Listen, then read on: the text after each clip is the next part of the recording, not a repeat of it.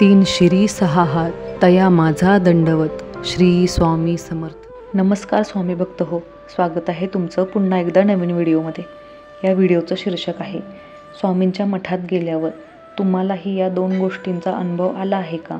त्याआधी व्हिडिओ पूर्ण पहा आणि चॅनलला सबस्क्राईब केलं नसेल तर आत्ताच सबस्क्राईब करून घ्या. चला व्हिडिओला सुरुवात करू. जिथे जिथे स्वामींचे मठ आहेत तिथे तिथे भाविक मोठ्या प्रमाणात जाऊन स्वामींसमोर नतमस्तक होतात. श्री दत्तात्रयांचे तिसरे अवतार म्हणून अक्कलकोटचे श्री स्वामी समर्थ मानले जातात. स्वामी अद्भुत आहेत, स्वामी स्वयंभू स्वयंसिद्ध आहेत, स्वामी अतर्क्य व अनुत्तम आहेत. श्री स्वामी समर्थ कल्याणकारी देवतांचे स्वामी आहेत. स्वामी अतींद्रिय स्मृतगामी म्हणजेच स्मरण करताच हाक मारताच भक्तासाठी अवतीर्ण होणारा साक्षात ईश्वर आहे. स्वामींचे महात्म्य आणि महिमा कालातीत आहे. ब्रह्मांड नायक, कृपासिंधू स्वामींचे मठ अनेक ठिकाणी आहेत. केवळ महाराष्ट्रात नाही तर देशविदेशात स्वामींचे मठ आहेत. तिथे तिथे भाविक मोठ्या प्रमाणात जाऊन स्वामींसमोर नतमस्तक होतात. या मठात जाऊन स्वामींचे दर्शन घेणे, स्वामींच्या आरतीला उपस्थित राहणे, गुरुवारी विशेष करून स्वामींचे दर्शन, पूजन, नामस्मरण करणे असा अनेकांचा संकल्प असतो.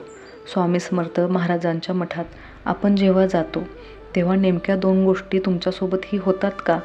पहिली गोष्ट म्हणजे स्वामींच्या मठात गेल्यावर स्वामींना पाहता क्षणी चेहऱ्यावर आपोआप स्मितहास्य उमटते, आनंद होतो.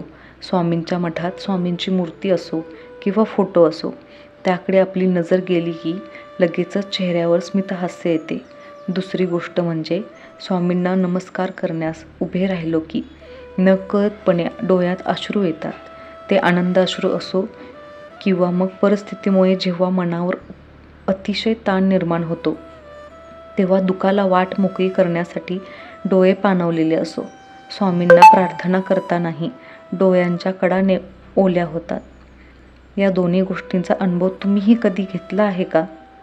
याचे उत्तर हो असेल तर स्वामींवरील तुमची श्रद्धा बळकट आहे.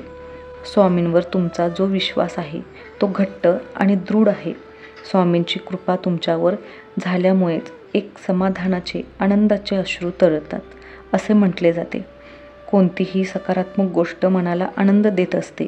स्वामी सदैव आपल्यासोबत आहेत असा विश्वास आपल्या मनात असतो असे सांगितले जाते. याचे उत्तर नाही असे असेल तर काही हरकत नाही. दुसऱ्याला जो अनुभव येतो तो आपल्यालाही आला पाहिजे असा अट्टाहास मनात धरू नये.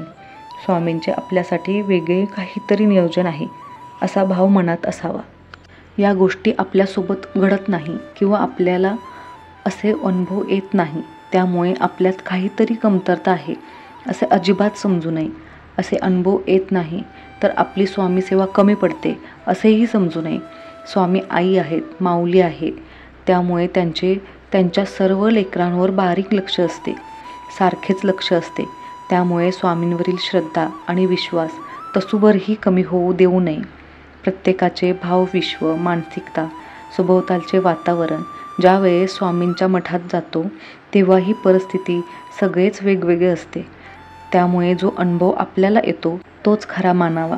स्वामींवर अपार श्रद्धा आणि दृढ विश्वास ठेवा. स्वामी आपल्यावर कधी कृपा करतील हेही कोणी सांगू शकत नाही. भिवू नकोस, मी तुझ्या पाठीशी आहे हे स्वामींचे कालातीत अभयवचन असून अशक्यही शक्य करतील स्वामी.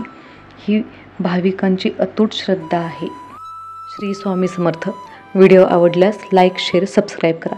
कमेंट करायला विसरू नका. धन्यवाद.